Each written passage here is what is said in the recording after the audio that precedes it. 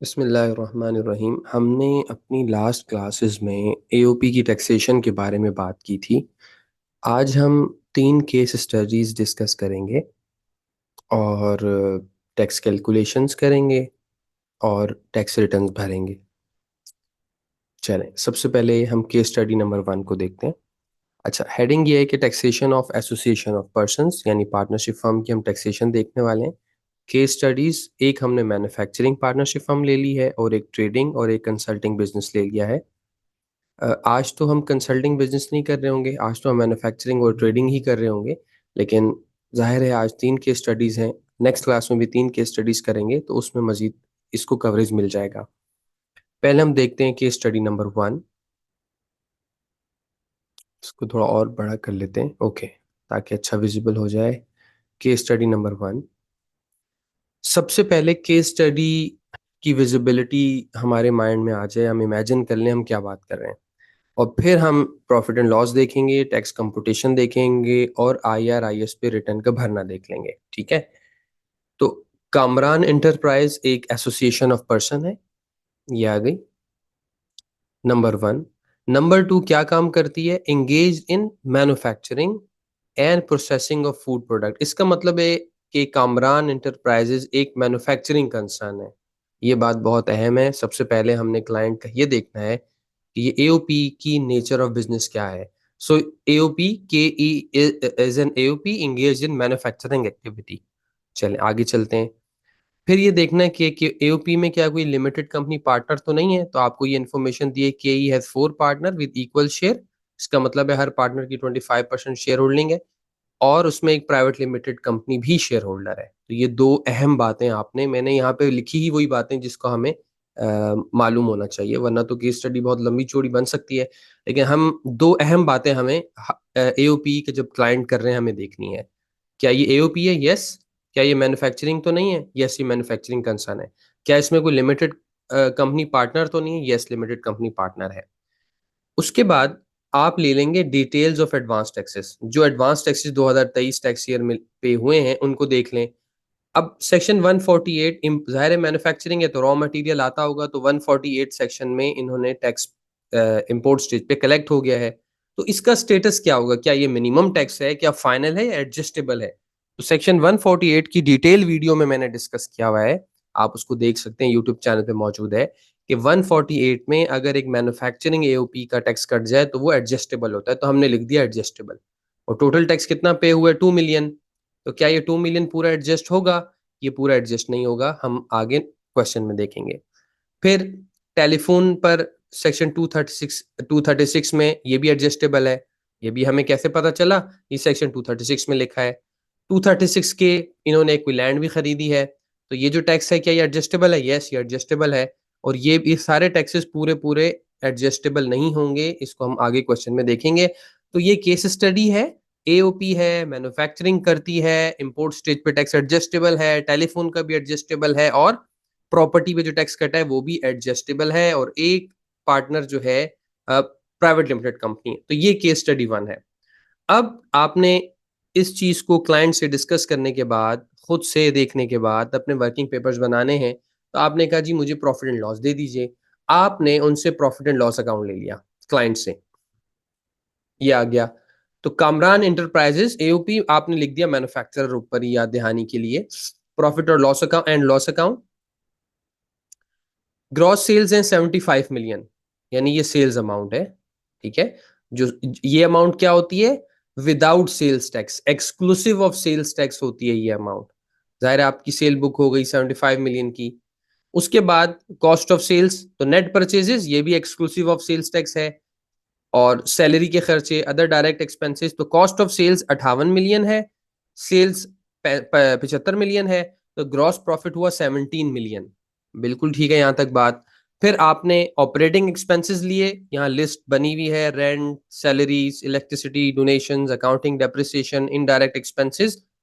तो ये 14.3 मिलियन के एक्सपेंसेस माइनस कर दिए ग्रॉस प्रॉफिट में से, तो आपका नेट अकाउंटिंग प्रॉफिट आ गया 2.7 million. It means accounting profit जो है 2.7 मिलियन आ गया। तो ये तो प्रॉफिट एंड लॉस अकाउंट आपने कामरान इंटरप्राइजेज की फाइनेंशियल स्टेटमेंट्स में से स्टेटमेंट नंबर 2 पढ़ ली, जिसको प्रॉफिट एंड लॉस कहते हैं, उसको हमने देख लिया। उसके बाद आपने टैक्स कंप्यूटेशन करनी है। तो हम ये बात कर चुके हैं कि अब हमें अकाउंटिंग प्रॉफिट लेना है। पहली क्लास में बात कर ली कि इनएडमिसिबल एक्सपेंसेस ऐड बैक करने हैं और एडमिसिबल एक्सपेंसेस लेस करने हैं। तो एडमिसिबल एक्सपेंसेस इनएडमिसिबल हम 27 लाख में ऐड कर देंगे, अकाउंटिंग डेप्रिसिएशन हम ऐड बैक कर देंगे क्योंकि तो अलाउड नहीं है। वो डेप्रिसिएशन अलाउड है जो कि टैक्स की कवानीन के मुताबिक सेक्शन 21 23 में हम वर्कआउट करते हैं, और जो हम वर्कआउट कर चुके हैं अपनी रिटर्न में, और वहां से 6 लाख की अमाउंट आई है, ये हम देख लेंगे रिटर्न में किस तरह आई है। तो 27 लाख में हमने अकाउंटिंग डेप्रिसिएशन ऐड बैक कर दिया, और डोनेशन भी हमें क्लाइंट ने कहा कि ये वो डोनेशन नहीं है जो हमने कोई शौकत खानम या इंडस वगैरह को दी हो। सेक्शन 61 जो कि पहले डिस्कस कर चुके हैं हम, उसमें टैक्स क्रेडिट अलाउड नहीं है, तो लिहाजा ये भी आप ऐड बैक कर दें। तो 27 लाख में 13 लाख ऐड बैक हो गए, टैक्स डेप्रिसिएशन लेस हो गया, तो एक्चुअल टैक्सेबल प्रॉफिट आ गया 3.4 मिलियन। क्या इस पे टैक्स देना है? इसको हम कहेंगे टोटल इनकम। ठीक है, इसमें से डिडक्टेबल अलाउंस, ज़कात, डब्ल्यूडब्ल्यूएफ, डब्ल्यूपीपीएफ माइनस कर सकते हैं जो कि नहीं है कुछ भी। तो 3.4 मिलियन आपकी अमाउंट आ गई।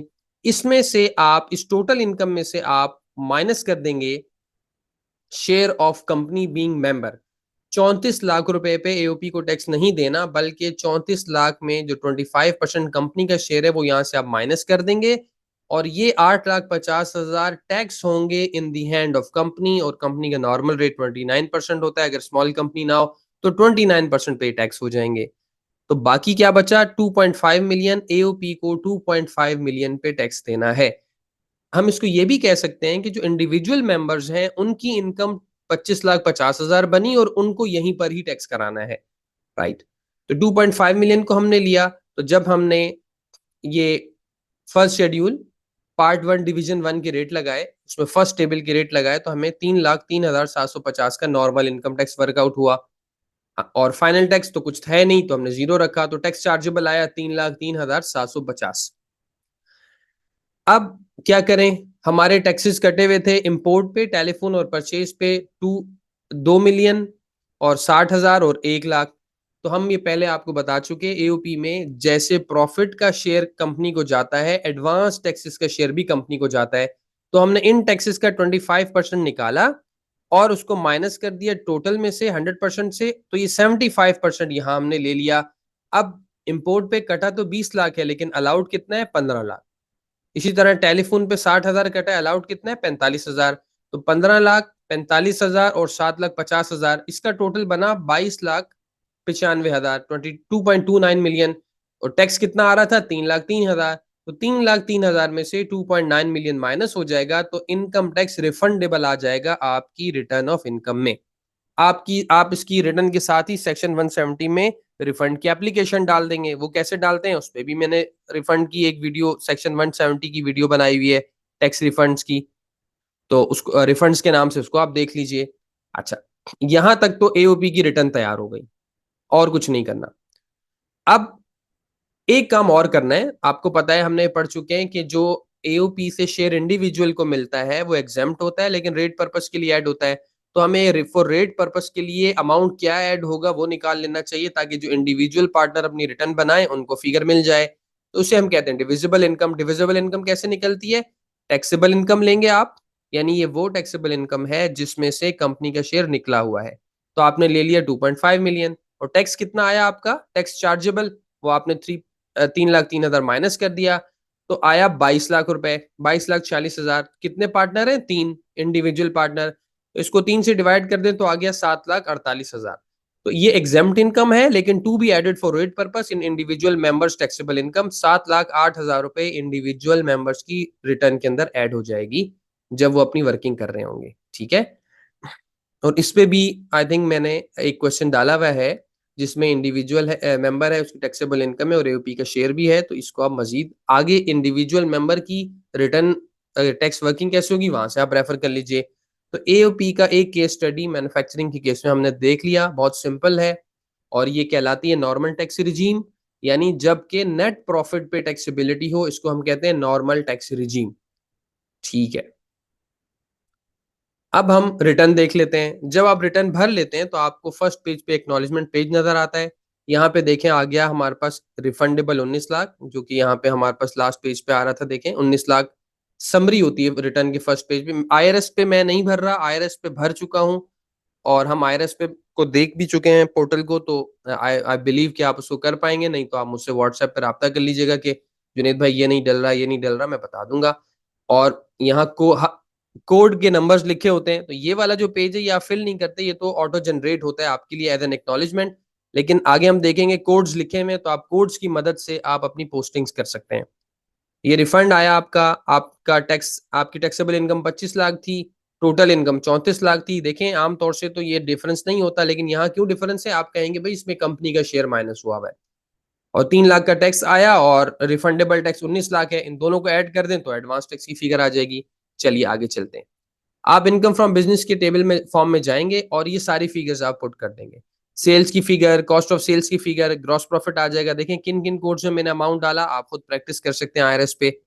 उसके बाद आपने एडमिनिस्ट्रेटिव एक्सपेंसेस डाल दिए। उसके बाद इन एडमिसिबल में देखिए अकाउंटिंग प्रॉफिट ऑटोमेटिकली यहाँ पे लेकर आ जाएगा, और सॉरी अकाउंटिंग डेप्रिसिएशन खुद लेकर आ जाएगा। और अदर इन एडमिसिबल में 5 लाख डोनेशन मैंने खुद पंच की है, ये मैंने खुद पंच नहीं किया। डेप्रिसिएशन को तो मैंने यहाँ पे एक्सपेंसेस में डालने के लिए पंच किया 8 लाख यहाँ पे। इसी 8 लाख को वो यहाँ पे इन एडमिसिबल खुद करा देगा सिस्टम। अदर डोनेशन को अदर इनएडमिसिबल में डाल दें तो 13 लाख का इनएडमिसिबल हो गया। देखें हमने 13 लाख का इनएडमिसिबल किया था, देख लेते हैं। ये देखिए 13 लाख। उसके बाद टैक्स डेप्रिसिएशन 6 लाख रुपए ये सिस्टम खुद वर्कआउट करके लाएगा। इसको कैसे वर्कआउट करके लाएगा ये हम देख लेते हैं। टैक्स डेप्रिसिएशन शेड्यूल हम बनाते हैं, आप जब रिटर्न खोलेंगे तो ऊपर आ रहा होगा डेप्रिसिएशन, उस पर क्लिक करेंगे तो एक फॉर्म आ जाएगा। हमने यहाँ सपोज किया कि इनके पास सिर्फ एक बिल्डिंग थी, तो हमने ये WDV वैल्यू बिल्डिंग की, अच्छा ये सब टोटल चल रहा है, ये एक ही लाइन है, दो अलग अलग लाइनें नहीं है। प्रिंट जब हुई है तो बेसिकली आप एक लाइन में एंट्री करते हैं और एक इसका टोटल आ रहा होता है।